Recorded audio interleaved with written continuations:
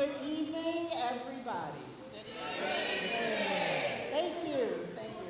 My name is Beverly Callahan Anderson, and I am a board member with my sister's closet. I'll be serving as your Mr. Thank you for that shout. I'll be serving as your Mistress of Ceremony tonight. We'll be treated this evening to a glimpse of 3 new sculptures in Bloomington by local artist Joe LaMantia, guided tours through our new building with a futuristic glimpse of how it will look after the renovation and expansion, and a little bit of history about our local suffragettes who lived in Monroe County.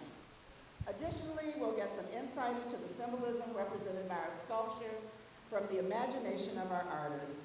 One of our many client stories, we've got so much, and trust me, we are not gonna be here all night because it is hot, but we're gonna pack it all in. We're going to have a client story and a presentation from our Mayor, Carrie Thompson, and finally a ribbon cutting ceremony for the sculpture by the Bloomington Monroe County Chamber of Commerce. So listen, before we really get started, we want you guys to be as comfortable as possible. If you need to leave, you know we have shuttles going back to the Sun Mart. I think they're leaving about every 5 minutes. If you are warm and you need a cold towel, these wonderful Girl Scouts from, what's your troop number? Okay, it's too many. It's Sandy.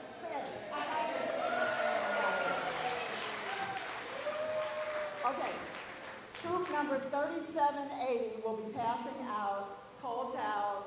Not everybody stood up, but that's okay. Thank you so much, ladies, for keeping us cool. So if you see a Girl Scout, you need a towel, just let them know. We really want to thank several people for everything that they did for us to be here this evening. And we want to extend a huge thank you to the Bloomington Rotary Club, who underwrote this incredible work of art. I know that this room is filled with Rotarians, so give yourself a hand. If you want to stand up, you can. No, they don't want to stand up because they're hot. But thank you for the 2024 Rotarian District Grant. We also want to give a special shout out to Sarah Laughlin.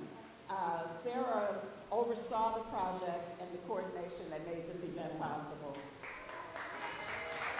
So I know Sarah is in the audience. I don't know where she is. I saw her earlier. Oh, they're way in the back, and she's short. Sarah, could you raise your hand? Thank you so much. We are incredibly appreciative of our other grant makers who made this possible.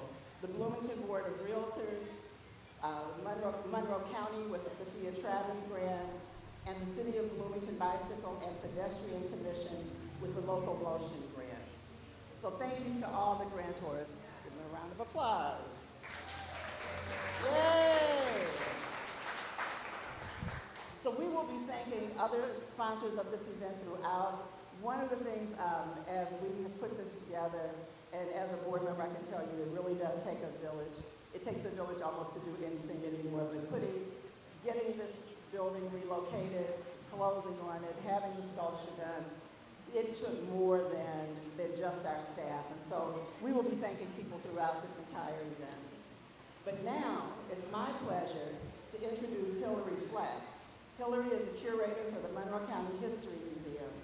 She was raised in Jasper, Indiana, and her love for history began as a high school student volunteer for the Du Bois County Museum. Since then, she says it's been hard to keep her out of museums and museum work. She received a master's degree from IU in art history and then started to work for the History Museum. Hillary became curious about the role of local women in the fight for the vote, and she was, because of that curiosity, was awarded the May Rice Sewell Fellowship from Indiana Humanities to do research on Bloomington and Monroe County's 19th and 20th century suffragists, as well as the history of women in politics in this area. So we are lucky tonight to be able to hear a little from her research, and help me welcome Hillary Fleck.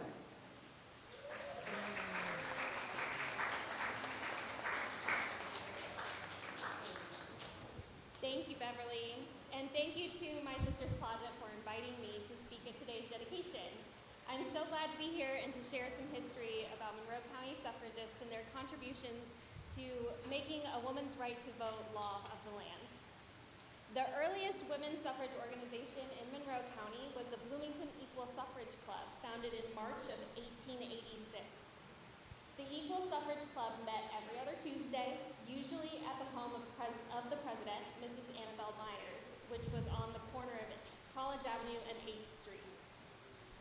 Through the late 1880s and 1890s, the Equal Suffrage Club hosted lectures and discussions on various aspects of suffrage and the legal status of women in the United States and in Indiana. They also held social gatherings and had an ice cream social that was open to the public, which sounds really great on a day like today. Members of the Equal Suffrage Club also traveled to other communities in Indiana, giving speeches and to rally support for women's suffrage. Also in this period of early suffrage activism are some names that might be familiar to you. Mrs. Isabella Seward, Mrs. Maud Showers, and Mrs. Laura Worley.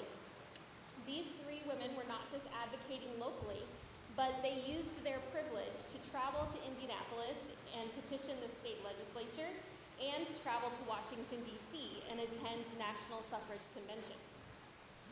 Some of you might not be aware of the plaque on the Redmond building on Walnut Street across from the courthouse, but that plaque commemorates the November 1887 National Women's Suffrage Convention that was held right here in Bloomington. National suffragist Susan B. Anthony spoke to hundreds of attendees, helping to bolster attention to the suffrage movement. A few decades later, the Bloomington chapter of the Women's Franchise League of Indiana was established in 1914 and filled with a new generation of suffrage activists. Another name we all know, Mrs. Caroline Woodburn, served as president of the Bloomington chapter for several years, and in 1916 served as the vice president of the State Franchise League. Mrs. Agnes Evans was also noted as the president of the Bloomington chapter for several years and organized speeches around the state, held a membership drive in Bloomington, and even taught a suffrage school of sorts in Terre Haute, which taught activists how to canvass their communities and politely discuss suffrage issues with those who might not agree. Another Bloomington suffrage activist was Mrs. Joanna Johnson, who lived at East 3rd Street in 1915. Joanna was heavily involved in the state effort to pass a partial suffrage bill, meaning women could only vote in certain races, but not all of the races. Joanna served as the recording secretary for the Legislative Council of Indiana Women, an organization formed in 1915 specifically to coordinate women's groups and advocate for legislation aimed at the welfare of women, children, and communities in Indiana.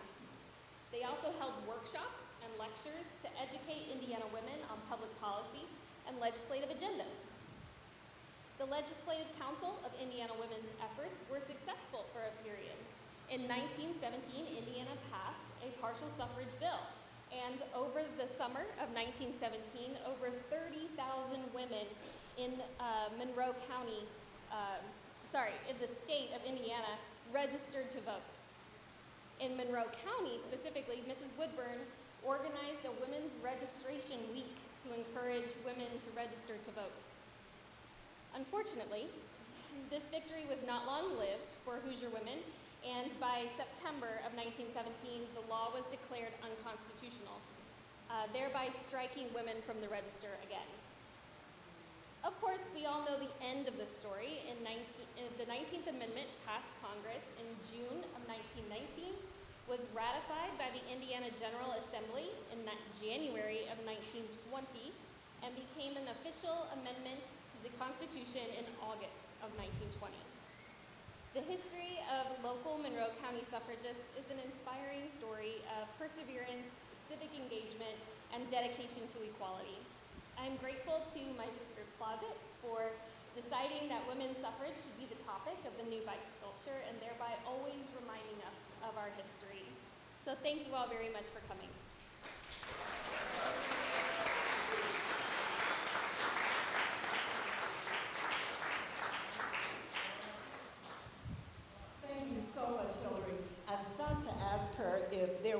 of her research on the Monroe County History Center website. I've heard her speak before, and I think for a half an hour presentation, we still didn't touch the surface of all of her research. And so if you're interested in hearing more, just visit the Monroe County website, Monroe County History Museum website, and you can see more of the work that she's done. Before I introduce our next speaker, I want to thank a few more sponsors and contributors who made the sculpture possible. The sculpture itself is made up of recycled materials, many of which were contributed by the Monroe County Highway Department, JB Salvage, Bloomington Iron and Metal, and the City of Bloomington Department of Public Works. So if any of you all are here, will you raise your hands? I saw some people.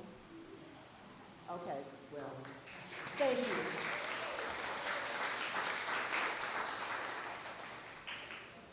And now it's my honor to introduce our Executive Director and founder of My Sister's Closet, Sandy Keller, who will talk about the meaning and symbolism of our sculpture and how it came into being. It's my pleasure to introduce Sandy Keller.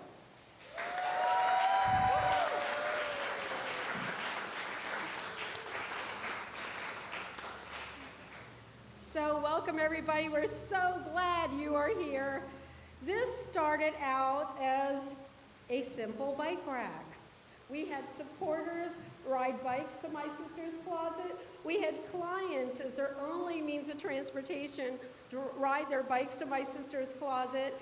And we heard reports that while they were getting services, sometimes the bikes were stolen, which was so unacceptable because we did not have a bike rack at our current location. So we decided after the last time a bike was stolen that we were going to do something about it. And some of our board members got together and we started researching artistic bike racks that would symbolize women because of course it's My Sister's Closet. We don't want just any bike rack. And so as we started researching, putting keywords in the computer, we started seeing these very, very old pictures show up with these women in long robes and long dresses, and we just couldn't understand. They were all standing next to their bikes. The more we looked and found out that these were actually suffragettes, and while they did not have access to their husbands' cars, they did have access to bicycles. So from women's group to women's group, from neighborhood to neighborhood, from living room to living room, from one town to one city, state after state, they rode their bikes, and these women got out the word to vote. That's what they did. It's a little known fact, but they did it because they rode their bicycles.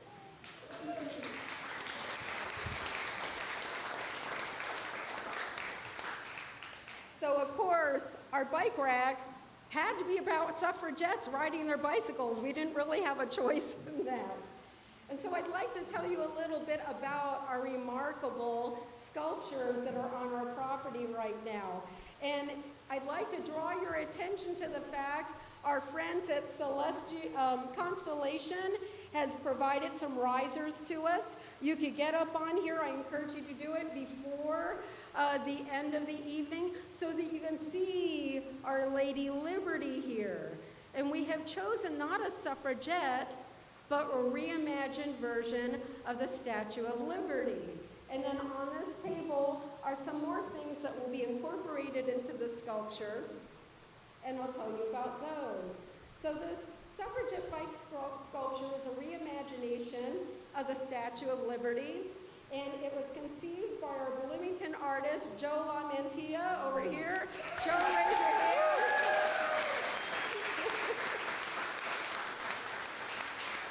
This work of art is made up mostly of the backs of polished and upcycled street signs and reshaped license plates, many of which were polished by our Girl Scouts that are here right now. Our Great Lady here is supported by a frame that is made up of a discarded square post, usually that hold up street signs. And the glass eyes you see on the table here will be inserted once she is standing on the corner by the lights. And if you look closely at Our Lady Liberty, did we lose it? Okay. Can anybody hear me? All right, great. So the glass eyes we'll see on the table, and once they are inserted when she's standing, you will see that they go very, very deep. Also, on her crown of diadems, instead of stars, we have bike reflectors. And so you're going to see bike reflectors throughout this whole project. The famous suffragettes marched, and as we found out, they rode their bikes across the country to get out the right for women to vote. The result of their steadfast courage, their determination, their tenacity is what we believe we see in the courage and determination every day of the women who are working hard to raise children despite the odds of living in poverty or multi-general poverty or at-risk circumstances. These are the heroes and the underdogs of our society, and every single time one of them succeeds, we are incredibly proud of them. You'll see Our Lady's breastplate over here. Proudly displays 19. It's in honor of the 19th Amendment, obviously, and it is made up of the same material that you would see in the yellow on yellow traffic lights. And the same yellow is, instead of choosing the red or the green, we chose the yellow because that displays several things that we think are very, very important. For example, yellow is a color of illumination. And when flashed, it shows understanding where the truth becomes clear. And in this case, because it's obvious that women should have been equals and deserve the same rights as their male counterparts all along, it signifies them as equal citizens within our country. And it also signifies enlightenment, because when women are given the opportunities as their male counterparts, together we contribute knowledge, truth, and understanding that benefits everyone. You'll notice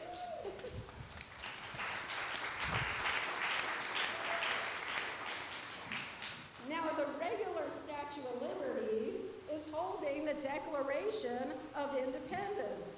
Ours is not.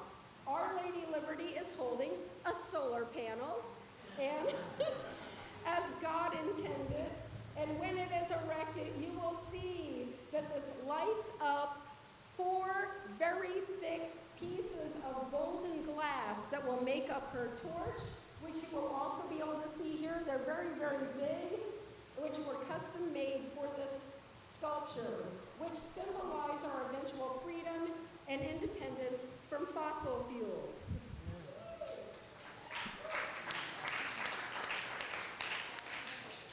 And on display on the table, you will also see the 2 glass eyes. And if you look deeply into them, you will go somewhere. So the original Statue of Liberty, created by the French as a gift to the United States, celebrated America's abolition of slavery finally. And when it came to the United States, it had broken pieces of chains and shackles embedded into the concrete. And they are not on the Statue of Liberty right now. They are in the basement somewhere in New York, but we have decided to put them back again. And so the bike racks outside, which we are going to be in front of for the ribbon cutting, they say freedom, and they say equality. And that is what our suffragettes and our Statue of Liberty, Our Lady Liberty, stands for. And they are also decorated with bike reflectors. So, but there's something else on a personal note I'd like to be able to say right now, which actually is kind of serendipitous because the date for this unveiling kept getting moved around, and we had to move the report for our Rotary Club back a bit, and of course the weather came into terms with us in the winter and hurt our ability to be able to work on the bike rack, and also the recent rains delay things, which is why we're in here. But I'm just going to take this little bit of time to say that this 19th you see on here has nothing to do with the suffragettes. Today is my 19th wedding anniversary, and Ben,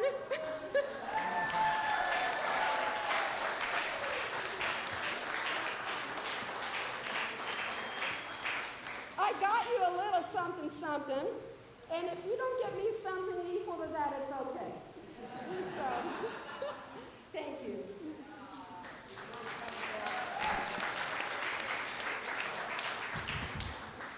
Oh, thank you, Sandy. I don't think this is working again. Thank you to Sandy, and happy anniversary to both of you.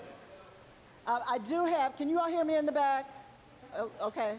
I do have a few more thank yous to give before we introduce our next speaker, because you see, it really does take a village, not only to raise a child, but to produce a sculpture, to relocate a business,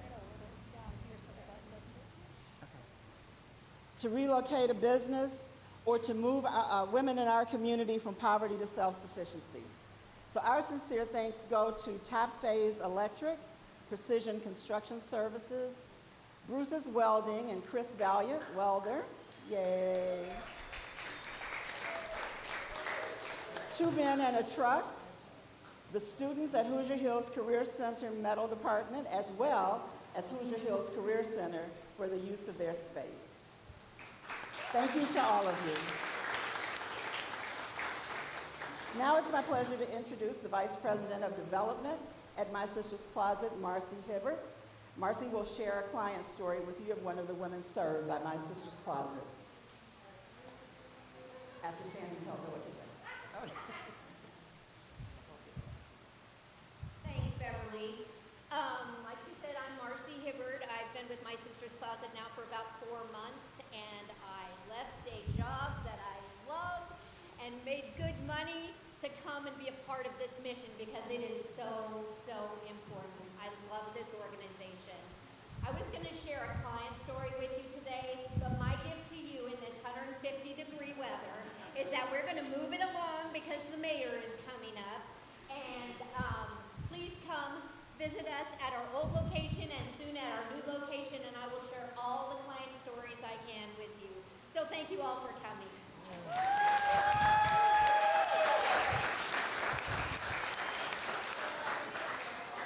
And I really encourage you to take advantage of that offer to visit the retail shop and talk to Marcy, because the client stories are remarkable. Okay, lost my place. So before I introduce our next speaker, have more thank yous. Our sincere thanks to a few more individuals, artists, and businesses who made this sculpture possible. Steve Schilling with Deep Stage Coatings. Steve folks, they powder-coated the bike racks that make up the words equality and freedom. We also want to thank Able Nursery, who cleaned up our parking lot for today's event. Thank you so much. Bloomington Creative Glass Center, Caleb Poor, who's a mural artist, Abby Blitz.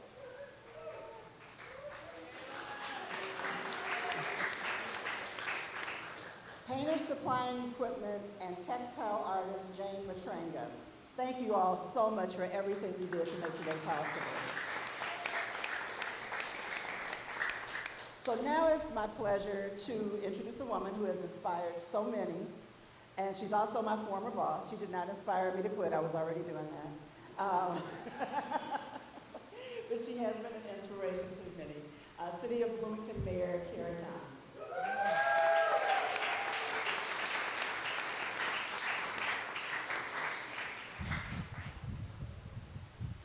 Hey Bloomington, are you hot enough? Good. The one thing I don't live into is long political speeches, and so before everyone faints from heat, let me just quickly tell you that tonight is really an example of why I am so proud to help lead this community, because the number of people that had to come together to get us to this moment with My Sister's Closet is really phenomenal.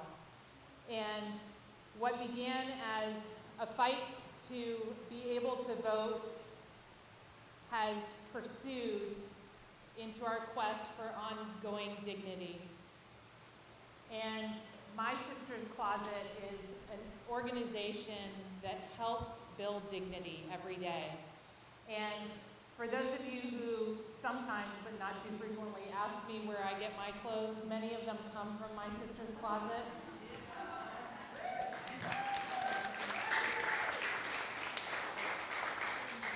And all of them that are still usable when I'm done with them go to My Sister's Closet. So if for some reason you have a desire to look mayoral, you should be shopping at My Sister's Closet.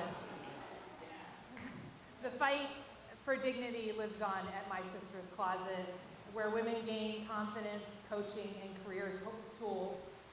And I am just really honored to work in the community where Sandy and her team have persisted long before I was mayor. She told me they were going to need a new location because there was going to be a new convention center. So you can believe she's been working on this for a long time. I have a proclamation to read. Whereas the suffragette movement was formed in the early 20th century by American women who fought for the right to vote in public elections, and whereas at that time, women were seen as inferior to men, they had no power and very limited opportunities for advancement or expression, and whereas the suffragettes were committed to making sure all women had a voice and were regarded as equals, and whereas against tremendous odds, they campaigned for women's suffrage in dozens of communities, traveling by bicycle to proudly deliver their message of hope. And whereas, thanks to their tenacity, resilience, and strong desire to do what was right, American women finally won the right to vote. And whereas today the spirit and courage of the suffragettes lives on in the heart of every woman who comes through the doors of My Sister's Closet, and whereas together we work to make a difference, to achieve goals, to change lives, and to support each other. Now, therefore, I, Carrie Thompson, Mayor of the City of Bloomington, do hereby proclaim June 24, 2025 as My Sister's Closet Day of Empowered Women.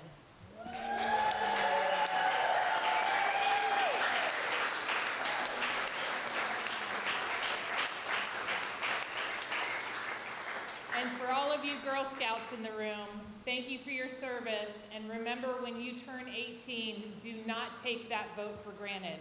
Go get registered and use your right to vote every single time.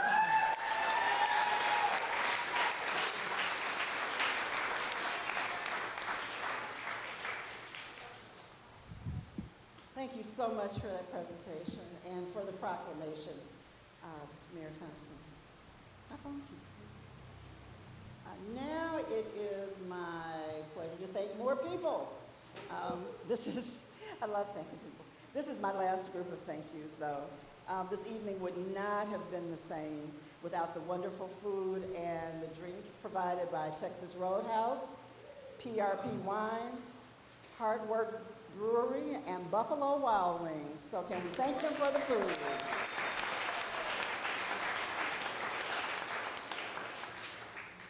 So we are going to be moving outside for the ribbon cutting, but before we do, I want to introduce everyone to Eric Spoonmore. Eric, if you could raise your hand. And he's going to have a few words before, are you going to have a few words before we move outside? Good, okay. All right, so not yet, I'm not done. But we are going to be moving outside, but I wanted to say finally that My Sister's Closet has 12 months to move from its current location. And we need the help of our community now more than ever. I said it took a village. We are inviting you to be a part of that village. If you are interested in supporting our life-changing services as a volunteer, or if you're able to make a financial gift to help us relocate, we invite you to a table. There's a table somewhere out there with pledge forms, or you can make a cash donation today. As I said earlier, it takes a village. We want you to join us, be a part of our village. We are really a lot of fun, let me tell you. And we do good work. So we are so grateful for the help of this community. And without you, the work we are doing to help women who are living in poverty and at-risk circumstances would not be possible. So thank you for joining us this evening. Have a great evening. You have been invited to stick around until about 7 o'clock. We'll be here 6 till 7. You can view the sculpture. You can come up after the ribbon cutting, if you want to give Eric a nod. You can see other elements that are going to be on the sculpture. And then in 12 months, where are you going to be? Right back here, because we're going to be having our grand opening in 12 months. So we hope to see you all then. Thank you so much. Now let's join Eric outside for the ribbon cutting.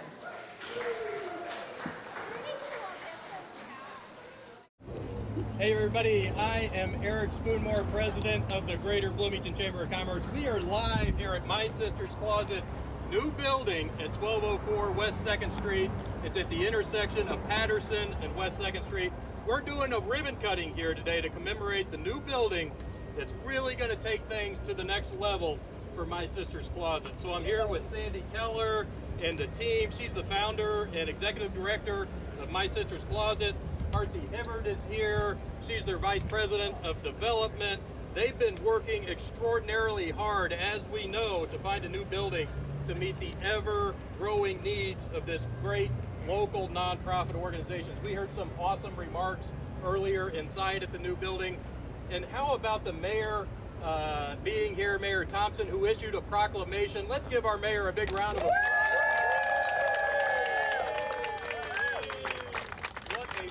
Proclamation that was, and all of the speeches were just terrific, so thanks to everybody. And so here we are. It's such a special day for the community and the team, and for all who know the My Sister's Closet story and the history of service that they have provided to our community. So we're just delighted for Sandy and your team here. They really are the epitome of what it means to be a true community partner. And I gotta say, I love their tagline. You gotta go to their website and check it out. They've been showing compassion through fashion since 1998. So over a quarter of a century, they've been providing service, helping those in need in our community. Sandy, I can't thank you enough for your friendship, for your membership in the Chamber, and for the extraordinary work that you and your team do in our community. Congratulations on this major milestone. It's been a long time coming. Let's give Sandy a big round of applause.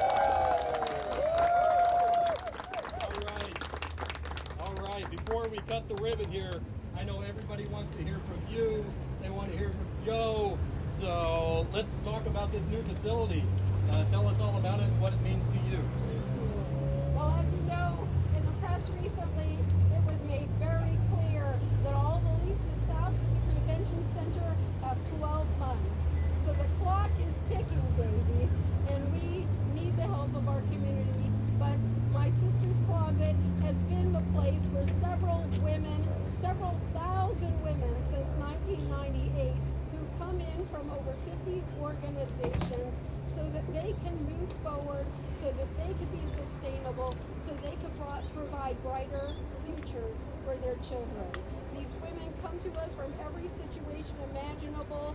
So many of them are so successful when they get these services.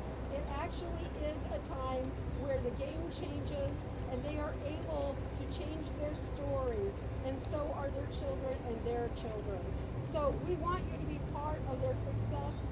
We want you to be part of these incredible client stories of tenacious, determined, courageous women who have decided that they want their kids to look up to them and see someone that they want to be like. And so that is My Sister's Closet story. We use advocates and mentors to make this happen, and we are so grateful for every single way people come forward to help this project move forward. So please get to know us, hub, if you don't already, reach out to Marcy Hibbard so that you can take a tour of our new facility. If you would like to be able to become a volunteer, or if you would like to possibly make a very, very timely gift, because we've got 12 months, we would be very appreciative. If you want to learn more, please get to know us and reach out to us. And thank you for being here tonight. It's overwhelming in this heat that you're here. Thank you.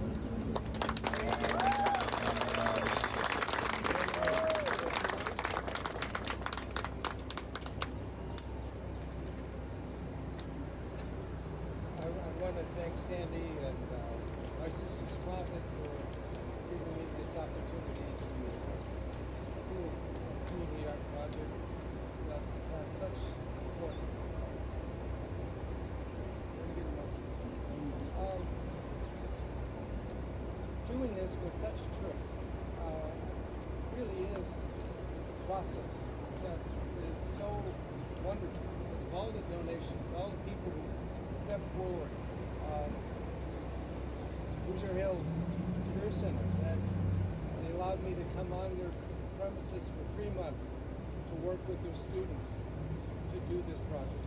And to Bruce's Welding, who let me come into their facility while they were doing their work and gave me a space to work. That is amazing. This is what a community should be. It is. And I'm so proud.